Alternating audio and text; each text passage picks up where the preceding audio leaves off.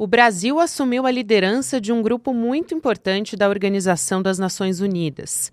O objetivo do grupo é trabalhar e discutir na ONU a criação do Estado da Palestina. A iniciativa partiu da França e Arábia Saudita. E o Brasil, agora de volta ao centro da diplomacia global, está representado pelo embaixador Sérgio Danesi. A expectativa do grupo é entregar um relatório final em junho. Enquanto isso, a crise em Gaza só piora. A ajuda humanitária continua sendo bloqueada pelo exército de Israel. Os hospitais continuam sem suprimentos médicos e, segundo a ONU, 14 mil bebês correm o risco de morrer de fome. A pressão internacional contra o Netanyahu cresceu, mas Israel e Estados Unidos seguem resistindo ao reconhecimento da Palestina. O Brasil sempre condenou a guerra e defende a existência pacífica dos dois estados. No ano passado, 2024, durante um evento em Nova York, o presidente Lula criticou a falta de coragem para a criação da Palestina. Quinta-feira, 22 de maio de 2025.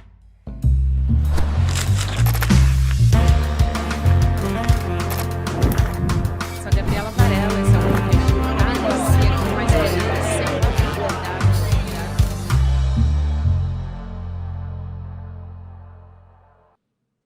Olá, seja muito bem-vindo, seja muito bem-vinda. Eu sou a Gabriela Varela, esse é o videocast em Detalhes. E aqui você já sabe, sempre com um convidado, uma convidada, a gente analisa uma temática, uma notícia importante do momento.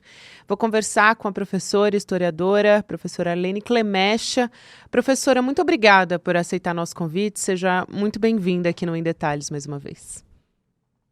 Obrigada pelo convite. É um prazer, Gabriela. Professora, o prazer é todo meu. Acho que a gente vai falar de um papel muito importante que o Brasil assumiu na ONU nesse momento, mas acho que mais urgente do que isso é essa denúncia que está estampando muito os portais de notícias e até fez com que Gaza voltasse ao noticiário até na imprensa tradicional, né? Mas a gente se deparou com essa manchete de que 14 mil bebês podem morrer em Gaza em 48 horas se Israel não permitir ajuda. Foi o que disse a ONU numa entrevista para a BBC.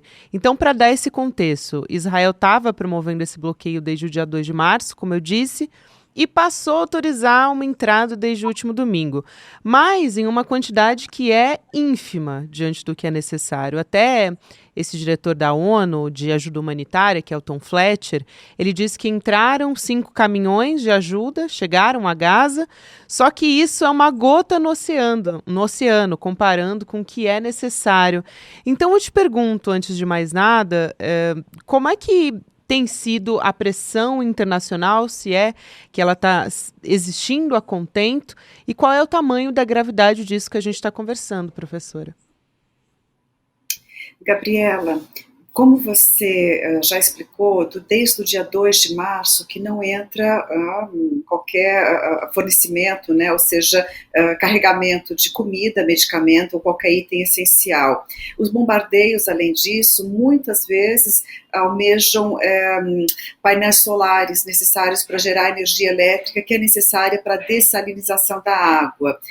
Esses bombardeios, além de almejar diretamente alvos civis e pessoas, população, almeja, né, a infraestrutura necessária para a vida na faixa de Gaza.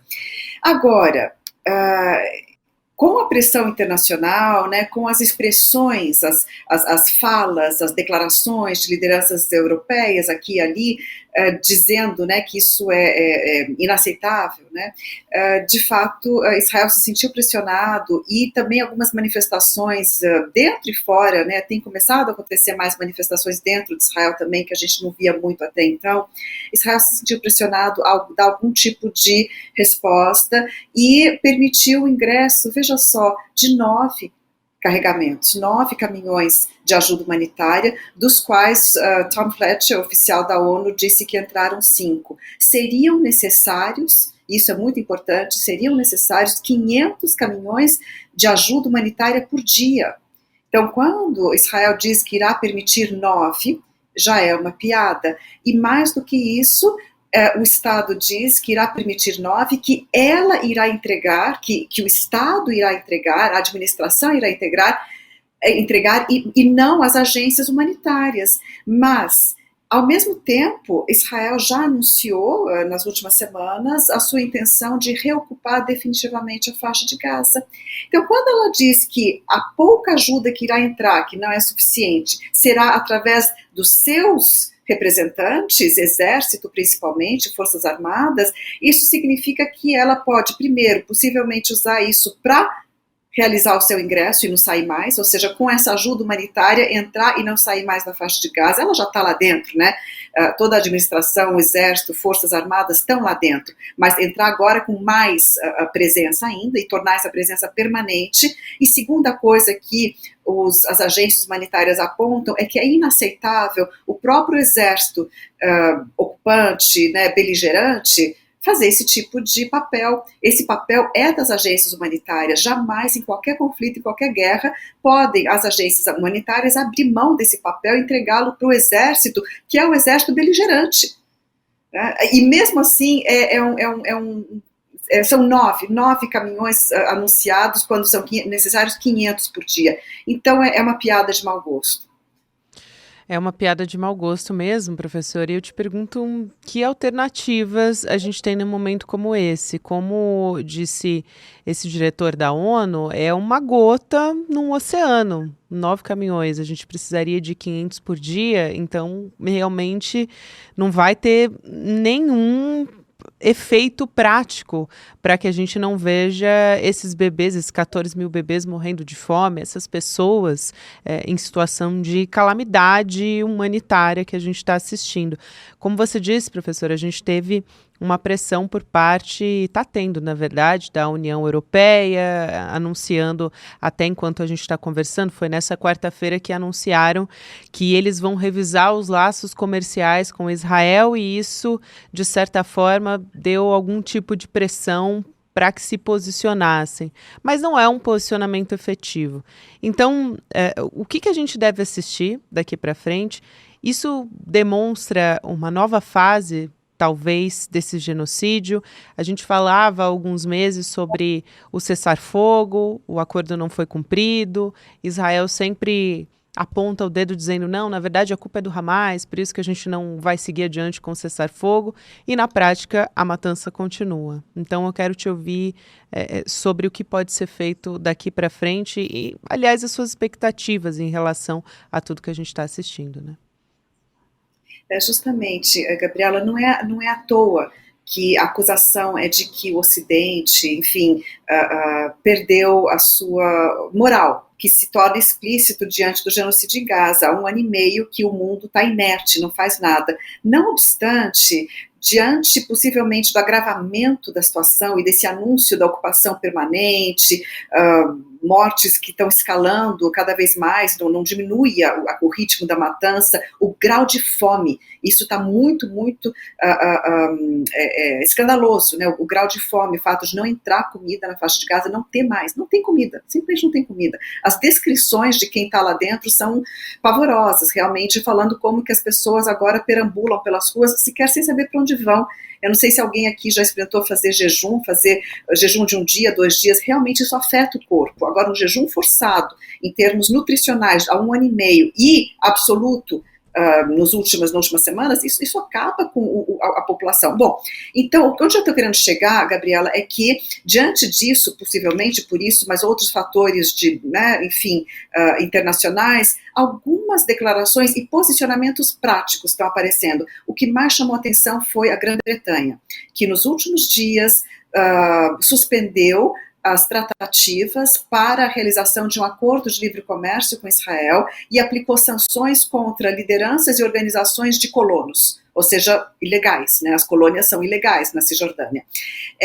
Essa suspensão comercial, de relações comerciais, não é absoluta, mas indica uma forte retração e suspensão de uma negociação para um acordo de livre comércio, isso não é nada pequeno. E a declaração que o primeiro-ministro britânico fez, vejam só, foi bastante contundente. Ele, por exemplo, falou que apenas um cessar-fogo poderá libertar os reféns, que é absolutamente contrário ao que Israel faz. Israel usa o argumento dos reféns para causar terror na faixa de Gaza, dizendo que, né, e todo mundo sabe que as ações militares israelenses não estão indo atrás de soltar os reféns, estão almejando a população civil, hospital, escola não, mas abrigos, né, que eram escolas, as escolas não funcionam mais há muito tempo, residências, enfim, tudo que é infraestrutura civil. Então, essa declaração foi muito forte, e ele ainda falou que ele a fez e está fazendo isso em coordenação com a França e algum outro país. Então ele está mostrando que tem alguma coisa se mexendo aí na Europa. É claro que a gente tem que entender isso de uma Europa que já há algum tempo, por causa da Ucrânia, vem mostrando que ela precisa atuar um pouco mais independentemente em relação aos Estados Unidos. Portanto, é mais uma tomada de posição, de postura um pouco mais distante de um alinhamento norte-americano, porque o alinhamento norte-americano é total. Né, Trump não mostra qualquer, enfim, sinal efetivo, né, efetivo de parar o envio de armas, o apoio total, incondicional e tudo mais ao que está acontecendo, pelo contrário. O tipo de ação, finalizando, Gabriela, que o mundo precisa executar, que pode fazer uma diferença, é essa, é a suspensão de relações comerciais e, de preferência, né, mais ainda, repasse de armas. Essas não vimos acontecer, de fato, né? Veja, até mesmo a direitista Meloni na Itália já falou que Netanyahu está inaceitavelmente indo longe demais, que isso é um absurdo, que não pode tratar crianças dessa forma, que isso é um infanticídio, né, é um infanticídio que está acontecendo. E a gente sabe que o genocídio começa por aí, quer dizer, matar a geração futura. Isso é genocídio. Né? É engraçado que tem gente que ainda duvida, né? Tem gente que ainda questiona, não, vejam só, estão querendo, na verdade, derrotar o Hamas. E o Hamas, só para finalizar, já falou que está pronto a formar um governo tecnocrata, entregar o governo para uma nova eleição, para ter um governo de transição. O Hamas está pronto a fazer isso, só não está pronto a fazer aquilo que a retórica israelense diz, coloca, porque essa retórica está feita para não ter um acordo. Então, a versão israelense exigimos uma total rendição do Hamas com total entrega de armas.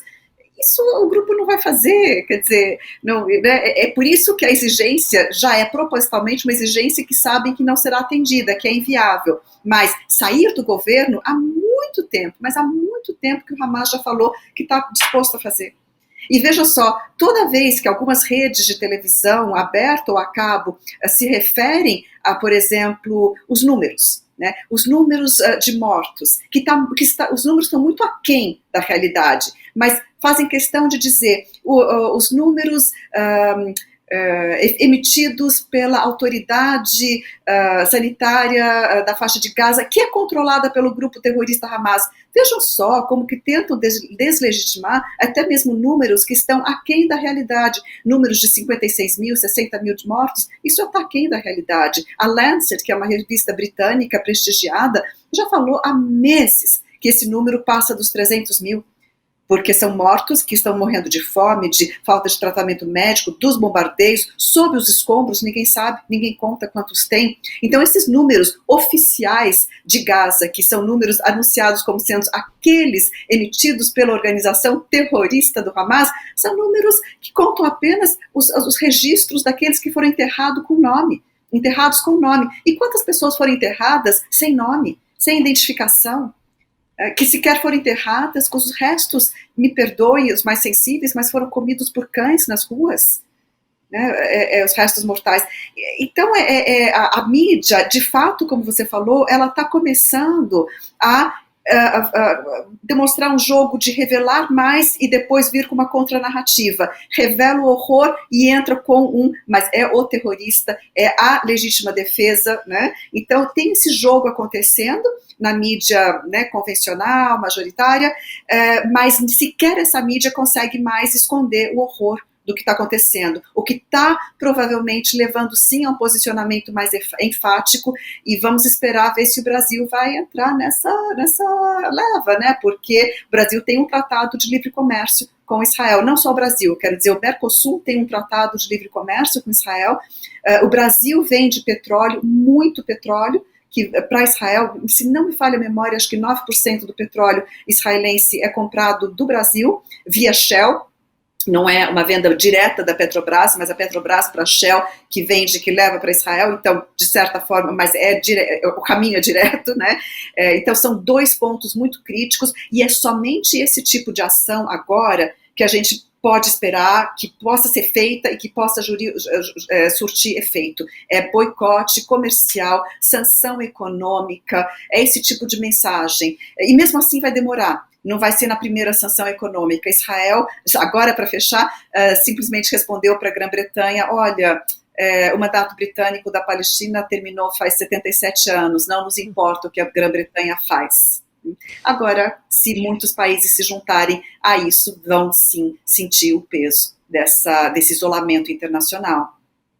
Professora, você tocou em muitos pontos fundamentais aqui e uma cena veio na minha cabeça enquanto você estava falando, que foram aquelas famílias voltando para o norte de Gaza também, quando começaram as negociações de cessar-fogo, então voltando para suas casas, os palestinos, para depois a gente ter mais essa fase, né, desde o começo de março, de bloqueio total da ajuda, do apoio humanitário, que até é um escárnio falar de ajuda humanitária, né, porque de fato não está sendo enviado já há muito tempo, as pessoas estão morrendo por não ter o básico, estão morrendo de fome, enfim. Mas eu queria entrar justamente no aspecto brasileiro. E aí também você traz esse aspecto de ter uma retaliação efetiva por parte do Brasil. O que o Brasil fez até agora? Ele se manifestou por meio do Itamaraty, né, dizendo que, na verdade, quem falou em carnificina foi o Mauro Vieira, né, o chanceler Mauro Vieira usou esse termo para classificar o que está acontecendo lá em Gaza, mas o Itamaraty soltou uma nota dizendo que impedir essa entrada de alimentos, essa ajuda com os remédios e tudo mais pode configurar em crime de guerra. Me parece que até nem pode, me parece muito claro que é um crime de guerra. Mas sobre esse posicionamento do Brasil, professora, do governo Lula condenando esses novos ataques, até não é um posicionamento que é novo. Vem reiteradamente condenando de maneiras diferentes. Até acho que o presidente Lula foi um dos primeiros a usar a palavra genocídio e foi muito criticado por conta disso. Como é que o Brasil pode atuar nesses casos, levando em consideração também que agora assumiu um papel importante dentro da ONU, como presidindo essa negociação, esse grupo de trabalho que quer trazer aqui o Estado da Palestina, né? Criar o Estado da Palestina, que foi algo que agora está se articulando dentro da ONU. Então, esses dois pontos aqui do papel diplomático do Brasil. Gabriela, eu acho que o Brasil tem mostrado, né, a presidência, o Itamaraty, as nossas relações exteriores, tem mostrado uma consciência muito aguda do que está acontecendo, falas muito boas, de fato, assim, rompendo o silêncio, usando a palavra correta que a lei internacional estabelece, né, segundo padrões muito claros do direito internacional, tipificando o genocídio. Inclusive, Brasil recentemente, bom, o primeiro ato mais, assim, digamos, efetivo foi o Brasil, passados poucos meses de que a África tinha entrado, né, na Corte Internacional de Justiça, com a África do Sul, com o pedido de julgamento, né, por genocídio de Israel, o Brasil entrou formalmente apoiando, né, ingressou, né, do lado da África do Sul nesse processo, isso foi muito importante, e recentemente o Brasil também pediu, peticionou na Corte Internacional de Justiça um julgamento justamente acerca do impedimento israelense de ajuda humanitária para a faixa de Gaza, né, para que se configurasse, para que a Corte Internacional de Justiça julgue e estabeleça, então, isso como um crime de guerra, efetivamente. Agora, esse grupo de trabalho que vai fazer parte de uma conferência internacional, que vai ter vários grupos de trabalho, e o Brasil foi convidado junto com o Senegal para presidir um grupo que vai trabalhar pela criação do Estado palestino, digamos assim. Eu quero esclarecer esse ponto necessário. Primeira coisa, a ONU, ela já reconheceu, a Assembleia Geral da ONU já votou majoritariamente reconhecendo o Estado da Palestina. que acontece? A Palestina não ingressou na ONU, o Estado da Palestina não ingressou, porque quem precisa autorizar é o Conselho de Segurança. E o Conselho de Segurança negou o ingresso da Palestina, do Estado da Palestina, na ONU, argumentando os Estados Unidos, que deram seu veto, de que apenas um processo negociado entre ambas as partes é que poderia ter legitimidade nessa criação e ingresso do Estado da Palestina na ONU. Então, hoje, a Palestina constitui um Estado não membro da ONU, ou seja, a ONU reconheceu como Estado, mas ele não é membro. Então, esse grupo de trabalho vai ter que abordar uma questão extremamente difícil, e o Brasil já viu, esse foi um dos papéis do Brasil nesse último ano e meio, um pouco mais, que foi a questão da Palestina no Conselho de Segurança. O Brasil tentou fazer aprovar uma resolução do Conselho de Segurança exigindo cessar-fogo, exigindo o fim do genocídio. E, no entanto, não conseguiu, não deu certo. Os Estados Unidos sempre vetavam, sempre impediam esse processo. E agora, então, o Brasil, digamos que está bastante calejado nesse ambiente, né, e vai ter que trabalhar isso. É uma situação em que Estados Unidos exercem seu poder de veto para que a Palestina seja criada. Israel exerce o seu poder de fogo para que, de fato, a Palestina seja criada. Né? O poder de veto e o poder de fogo é uma ocupação de fato, é uma limpeza étnica que está acontecendo com o exército israelense financiado e armado pelos Estados Unidos. Então, essa junção dos dois tem impedido absolutamente tudo. Agora, o Brasil tem atuado, portanto, muito dentro desses limites de ONU, o que é a tradição brasileira, Nações Unidas, Lei Internacional, Conselho Internacional de Justiça, o que a Inglaterra e a Grã-Bretanha inesperadamente, inadvertidamente fez, acho que pode sinalizar para outros países de menor, digamos assim, relevância e peso histórico nessa questão da Palestina, o caminho. Ou seja, o Brasil precisa se juntar, fazer um concerto latino-americano, que é aqui a nosso território, né, e juntar forças para ter esse tipo de atuação. Né? O Brasil já não tem embaixador em Israel desde daquele episódio em que, o embaixador brasileiro foi humilhado em Israel, né, durante aqui esse período de genocídio, e aí o Brasil chamou de volta o embaixador brasileiro, e desde então o Brasil não mandou um novo embaixador. Então, a gente tem um esfriamento forte das relações aí, mas não tem uma ruptura, um sinal claro de isolamento, ou seja, ruptura comercial, sanção econômica, fim da venda de petróleo, sabe, e o Tratado de Livre Comércio, que, veja só, o que a gente compra de Israel? A gente compra agrotóxico de Israel, ou seja, lixo. A gente compra lixo tóxico de Israel, a gente não precisa disso. A gente compra equipamentos, muitas vezes, de computação e de informática bem específicos. São, assim, produtos que alguns fertilizantes químicos, né? O Brasil teria que achar outros fornecedores, outros compradores para o seu petróleo, falar na nossa praia também, que é os BRICS, né? Falar com China e assim por diante, Rússia, Índia, e achar uma outra maneira de não depender desse comércio e romper essas relações, né? E dar esse sinal claro. Aliás, na minha opinião, deveria romper até mesmo sem se preocupar porque afinal de contas, se preocupar com as consequências econômicas aí, mas tudo bem, tem que se preocupar, faça esse trabalho, mas a única coisa que pode fazer diferença agora, desculpa, Gabriela, mas não é uma conferência da ONU, não é um grupo de trabalho para reconhecer o Estado da Palestina, que já foi reconhecido. Né? A ONU inteira, a Assembleia Geral da ONU já votou. O Brasil reconheceu a Palestina em 2010. Uma série de países latino-americanos, na sequência, junto com o Brasil, reconheceram o Estado da Palestina em 2010. A maioria dos países do mundo, ou seja, asiáticos e africanos, porque aí estão a maioria dos países do mundo, a gente pensa que o mundo é Europa, né, não é nada, a maioria dos países do mundo reconheceu o Estado da Palestina quando a Palestina declarou a independência, num ato simbólico, evidentemente, em 1988. Então, o Estado da Palestina está caduco. Já caducou, já foi criado, já não foi efetivado há muito tempo. Por quê? Porque Israel não deixa, os Estados Unidos não deixam. Então, tem que se passar realmente para outro patamar. Né? É o isolamento, é a relação comercial. Era isso mesmo que eu ia te perguntar, professora, porque na prática, né, assim, não existe uma costura de um consenso, né, assim, na prática, isso efetivamente não mudaria o que está acontecendo agora.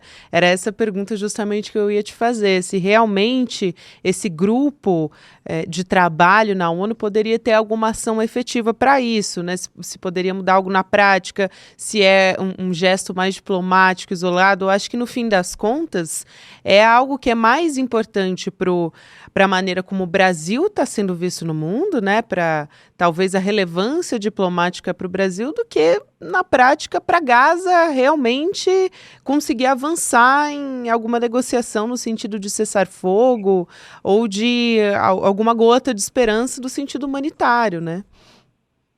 Sem dúvida, é exatamente isso. Assumir esse papel diz assim um pouco do seu lugar no mundo, né? Mas se esse grupo de trabalho conseguir derrubar o veto dos Estados Unidos, convencer o Trump a não vetar o ingresso da Palestina na ONU, aí sim, esse grupo realmente tira o chapéu, vai ter feito um belo trabalho.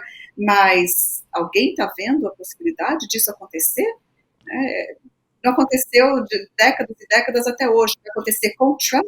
E o Trump vai dizer, não, vamos criar um Estado. Se Trump, em algum momento, concordar com a criação de um Estado palestino, pode ter certeza que esse Estado palestino vai ser um fantoche, uma piada. Vai ser um micro Estado no Sinai. Né? Vai ser um Estado criado no Sinai, porque a faixa de Gaza, Israel já declarou que vai reocupar inteira, estão empurrando, mais uma vez, você mencionou como que as pessoas estavam alegres, entusiastas de voltarem para suas residências destruídas, veja, destruídas, no norte da faixa de Gaza. Bom, isso tudo já acabou, já estão sendo expulsos de novo, já querem que os palestinos, já estão novamente esmagando os palestinos no sul da faixa de Gaza, porque, na verdade, a melhor das perspectivas para Israel, para o ocupante, é a limpeza étnica total, ou pelo menos quase total, mantendo-os dentro de uma zona fechada, com arame farpada, um campo, né, um campo total, total.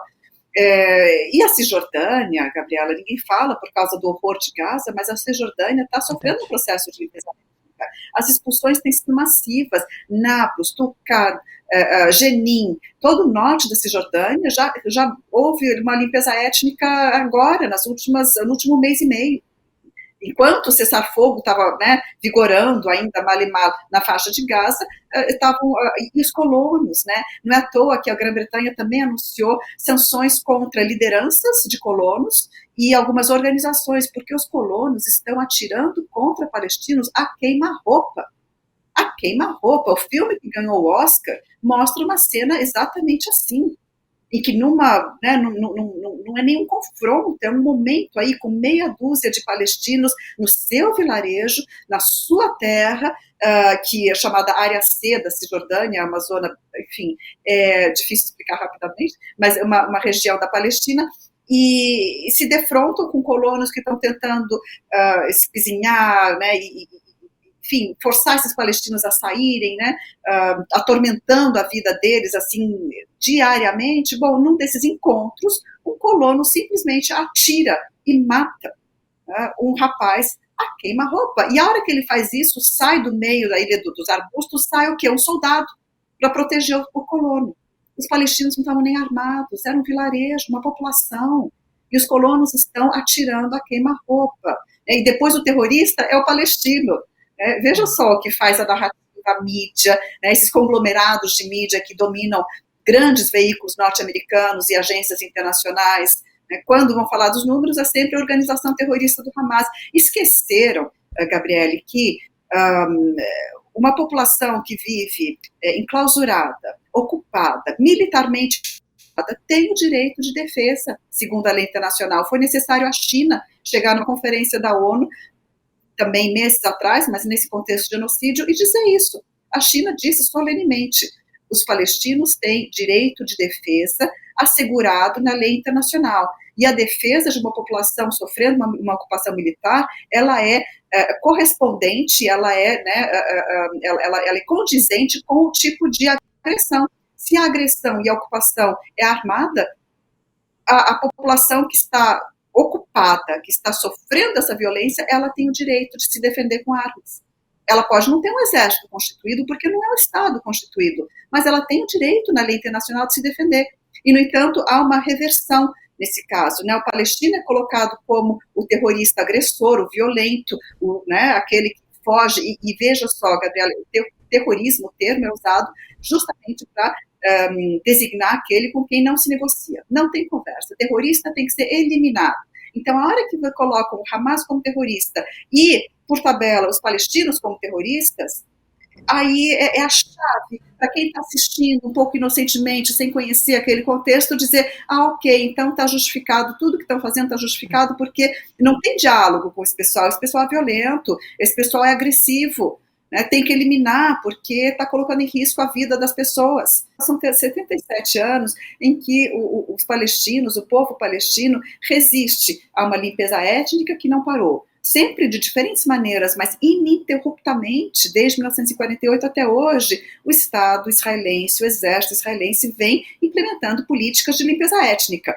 Né? É através das leis, é através de incursões militares, através de, por exemplo, proibição de reunião familiar, expulsões usurpando o território e a casa e a fazenda, e tem uma infinidade de maneiras que nesses últimos 77 anos o Estado israelense vem realizando a limpeza étnica, e sempre tem aqueles momentos mais enfáticos, mais agressivos. 1948 foi um momento agressivo de expulsão de 750 mil, 67, a Guerra dos 6 Dias, foi um momento também com uma nova leva de expulsões e limpeza étnica, 350 mil a mais expulsos da Cisjordânia e deslocados internos também, e agora essa situação em que só não saíram da faixa de Gaza porque não tem permissão para sair, e por outro lado, não querem sair tendo a certeza de que não poderão voltar, porque já viram esse filme antes, né? Já viram em 48 como que a população saiu para se defender da morte, e não pôde voltar, até hoje não pôde voltar, para onde estava a sua casa,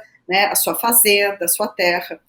Então, a mídia, né, a imprensa, até os livros de história, às vezes, dependendo, retratam absolutamente mal o que é a história palestina, o que tem permitido isso, Israel agir impunemente. Agora, é necessário dizer o seguinte: Israel perdeu a guerra das narrativas.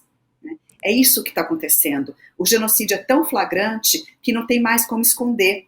E até mesmo os veículos, né, principais e bastante assim dominados por conglomerados internacionais e etc, estão mostrando o que está acontecendo. Né? E quem trabalha com mídia social tem dito, né, tem mostrado que as pesquisas mostram que não tem assunto mais falado nas mídias sociais e do ponto de vista de mostrar mesmo a violência que está acontecendo, mostrar o que está acontecendo com os palestinos. Isso tem levado realmente a quem analisa a informação, a mídia social e assim por diante, dizer que o genocídio, a limpeza étnica, o ponto de vista de que Israel está fazendo tudo por sua autodefesa, que é errado, perdeu, né, que não tem mais como sustentar essa narrativa, essa versão. Professora, que importante, muito obrigada por essa sua fala, porque isso, né, a gente ouvir guerra entre Israel e Hamas e direito de defesa de 7 de outubro, tudo isso está muito incutido na cabeça das pessoas. Então, essa sua fala e essa sua explicação é muito, muito fundamental. Um prazer te ouvir, um prazer te receber. Obrigada, professora. Obrigada pelo convite, um prazer. Até uma próxima. Também quero te fazer o convite aqui no final desse Em Detalhes. A gente vai ter o lançamento do documentário Império Malafaia. Para você que já ouviu o podcast, para você que ainda não ouviu e não sabe o que está perdendo, fica também o convite para você acompanhar com a gente a nossa estreia ao vivo com o Igor Mello, que fez toda essa investigação jornalística junto com a Juliana Dalpiva, que coordenou a investigação, e o Eduardo Moreira também. Eles vão estar os 3 em estúdio agora em maio, mais especificamente no dia 29 de maio, 8 horas da noite, para conversar sobre essa estreia, sobre os bastidores da gravação desse documentário e tudo que você precisa saber também sobre esse patrimônio que foi construído pela família Malafaia e pelo pastor Silas Malafaia. Então vem com a gente, se inscreve em detalhesicl.com.br para garantir o seu ingresso de graça de mais essa investigação aqui exclusiva do ICL Notícias. Agora tem Mercado Investimentos na sequência, tem o Rolê ICL, você pode ouvir um Em Detalhe sempre nas plataformas de áudio de segunda a sexta-feira. Todo dia tem episódio novo. Até a próxima. Silas Malafaia gosta de se vender como alguém que veio de baixo, mas hoje vive uma vida de milionário e é dono de uma fortuna que é até difícil de calcular. Ele se tornou dono de um verdadeiro império. O problema é que se você olhar o patrimônio do Silas Malafaia, você não vai ver quase nada dessa fortuna. É algo estranho, para não dizer suspeito. Eu sou o Igor Melo, repórter investigativo do ICL Notícias, e ao lado da Juliana Dalpiva, passei mais de um ano investigando a fortuna do Silas Malafaia. E agora nós vamos revelar detalhes inéditos sobre os bens e sobre a influência do pastor. Toda a verdade sobre o patrimônio do pastor Silas Malafaia estará no nosso documentário Império Malafaia, que será exibido no dia 29 de maio, quinta-feira, às 20 horas. E aí, Chico, vamos microfonar, amigo? Velho, agora. Rapaz, que estampa é essa, rapaz? Gostou? Pô, Comprei na loja de CL. pô, entrar agorinha. Vista a coragem. Leve a luta com você. Camisetas da comunidade mais corajosa do Brasil. Acesse souicl.com.br e garanta já a sua.